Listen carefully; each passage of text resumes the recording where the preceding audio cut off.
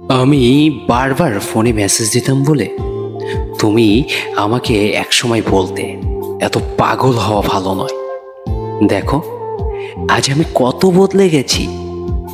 আর তোমাকে ফোন দেই না, মেসেজ দেই না, তোমাকে ঠিক আগের মতোই মিস করি, কিন্তু আগের মতো বিরক্ত করি না।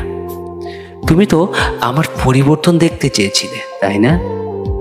এই জন্যই বুঝি এত অবহেলা করেছি। দেখো, আজ আমি অনেক বদলে গেছি, অনেক চুপ হয়ে গেছি। তুমি জানো, একটা মানুষ যাকে সবচাইতে বেশি ভালোবাসে তার সঙ্গে সবচাইতে বেশি ঝগড়া করে। তুমি সবসময় দূরত্ব চেয়েছিলে, আর আর আজ তোমার আমার মাঝে কত দূরত্ব, ঠিক যেন আকাশ আর পাতাল। আমি জানি, আমি ক্ষমার অযোগ্য, কারণ আমি তোমাকে কখনো ভালো রাখতে পারিনি। আমার ভাগ্য এতটাই খারাপ যে যেটা আমি মন থেকে চাই সেটা আমি কখনোই পাই না। ওই যে কথায় আছে না, অভাগা যেদিকে যায় সাগর শুকিয়ে যায়।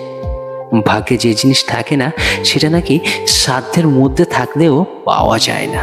হয়তো আমার ভাগ্যটাও খারাপ, পেয়েও আমি হারিয়েছি। তবে তুমি কোটিতে নও, পৃথিবীতে একজন।